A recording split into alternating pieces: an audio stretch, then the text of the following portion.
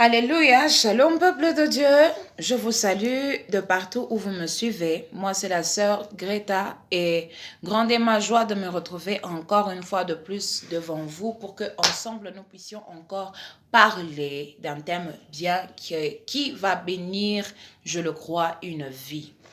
Amen. Le thème que nous allons aborder ce soir s'intitule La sainteté, piste d'atterrissage et d'accomplissement du prophétique dans nos vies.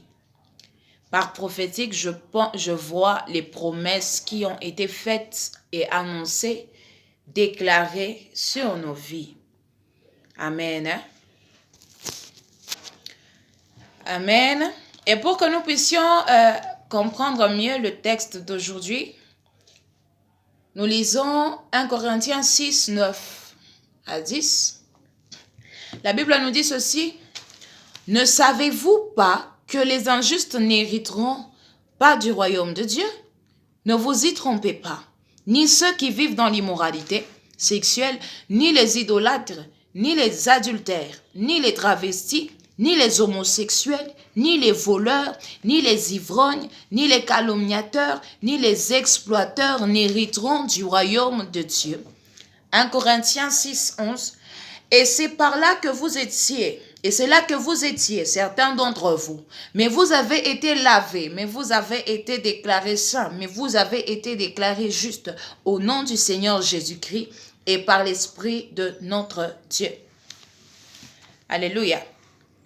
Seigneur, parle-nous, parle à nos cœurs. Permets que nous puissions comprendre ta pensée pour nous ce soir. Merci de faire à ce que, Éternel, que cette parole soit une graine plantée et que toi-même, Seigneur, feras à ce qu'elle puisse croître et grandir et porter les fruits pour lesquels tu l'as envoyée.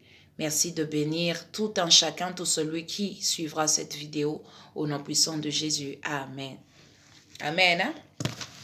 Comme je le disais, ce soir, nous allons parler de la sainteté comme obligation, sainteté comme devoir, sainteté comme une vie menée au quotidien qui conduit à ce que nous puissions vivre le miracle et que nous puissions expérimenter la main de Dieu dans nos vies.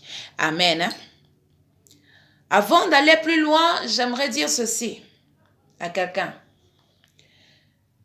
L'huile ne coulera pas dans ta vie tant que tu continues à mener une vie de péché. Tant que tu continues à mener une vie de péché. Ne pense pas que l'huile coulera sur toi. L'huile ne coulera jamais sur ta tête.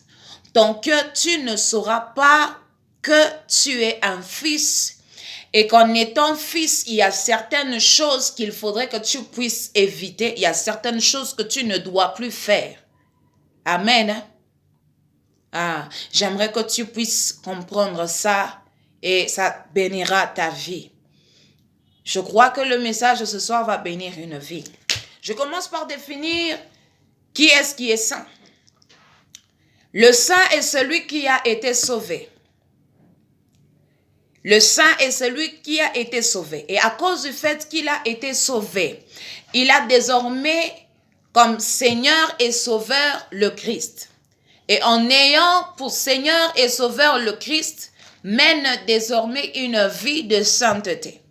C'est-à-dire la sainteté est un mode de vie pour celui qui est saint, pour celui qui a accepté que Christ est mort à la croix pour lui.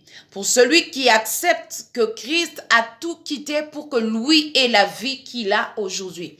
Pour qui Christ est mort à la croix d'une mort humiliante. Amen. Quand je dis que c'est quelqu'un qui accepte le Seigneur, qui accepte Christ comme étant son Seigneur et son Sauveur, c'est-à-dire cette personne vit désormais aux dépens du Seigneur et du Sauveur qui est Christ. C'est-à-dire cette personne devra en tout temps, en toutes circonstances, respecter, vivre, suivre à la loupe les commandements que son maître a établi pour sa vie. Tu devras donc suivre et accomplir pleinement la volonté de Dieu. Tant que tu as des difficultés, tant que tu ne sais pas respecter les commandements et règles que Dieu a établis, tu ne peux pas non plus dire que tu es son fils ou sa fille. Tu ne peux pas dire que tu es un fils du royaume. Parce qu'un fils est celui qui connaît les règles et qui sait les suivre. Tant que tu ne sais pas suivre et changer de cap pour suivre et accomplir pleinement la volonté de ton père, tu demeures un bébé, ok? Et à un bébé, on ne donne pas les clés du royaume, mais les clés du royaume sont réservées pour les fils, c'est-à-dire pour ceux qui ont changé de vie, pour ceux qui suivent désormais la volonté de Dieu, pour ceux qui accomplissent pleinement ses desseins. J'aimerais que quelqu'un puisse me suivre et que quelqu'un comprenne ce que je suis en train de dire. Et par là, je viens pour dire à quelqu'un ceci.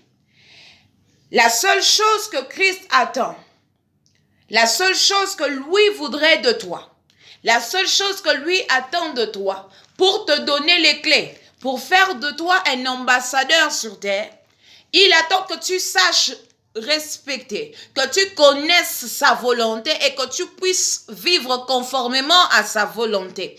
Parce que la Bible est en train de me dire ceci dans Galates 3 à partir du 13e verset jusqu'au 14e. La Bible me dit ceci. Christ nous a rachetés de la malédiction de la loi, étant devenu malédiction pour nous. Bien-aimé, il a accepté la mort humiliante de la croix pour que toi, tu aies la vie éternelle, pour qu'aujourd'hui, tu sois appelé frère et sœur en Christ.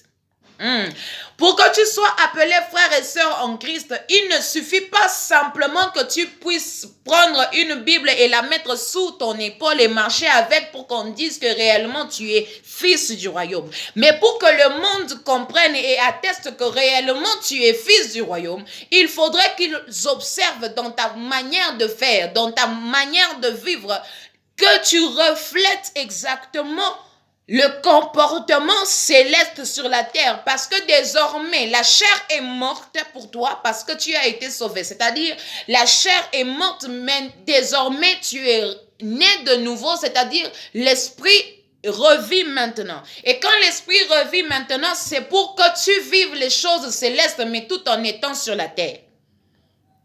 Amen. J'aimerais bien que tu puisses comprendre ce que je suis en train de dire parce que ça va bénir ta vie.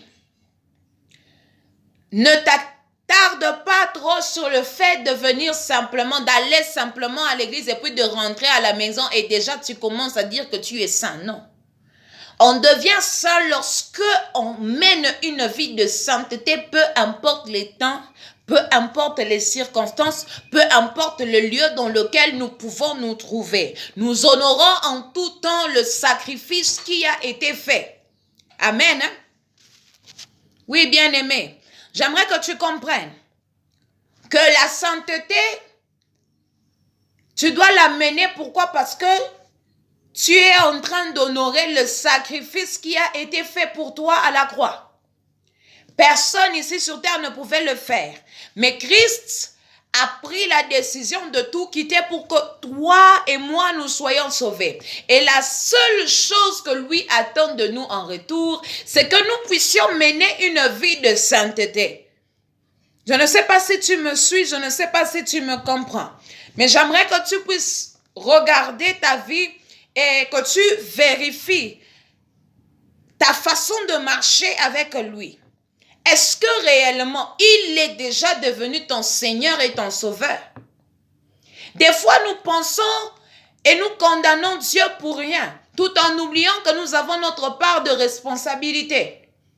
Il y a certaines choses qui ont été dites sur nos vies. Il y a certains messages qui ont été lancés et donnés sur nos vies par plusieurs messagers, plusieurs prophètes, plusieurs hommes de Dieu.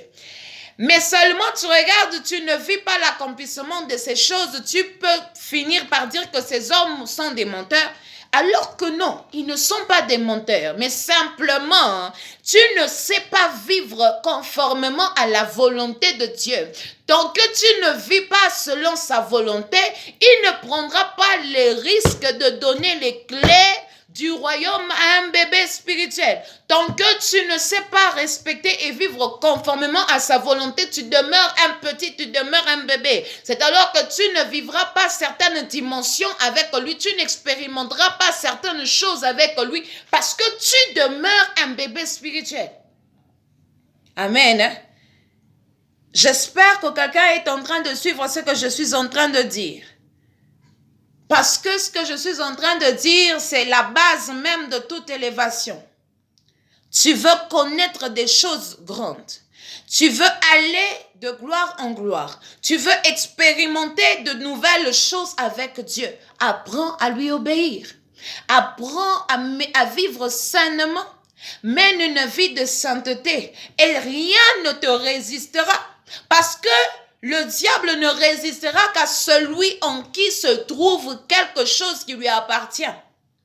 Tu ne peux pas dire que tu suis Christ, que tu es de lui, tant que en toi les choses du monde traînent encore. Tant que le diable peut venir et quand il passe, il sait que là-bas il y a encore quelque chose qui m'appartient. Parce que Christ, lui, disait que le prince de ce monde est venu, mais il n'a rien trouvé de lui en moi. Bien-aimés, travaillons à faire à ce que rien du monde ne soit en nous, pour que nous puissions expérimenter, pour que réellement nous soyons des ambassadeurs du ciel sur la terre. Apprenons donc à vivre et à mener une vie de sainteté, car cela est la base de toute élévation. Tu veux monter, apprends à obéir. Tu veux exceller dans le ministère, apprends à vivre sainement, obéis à toutes ces lois et tu ne seras pas dessus.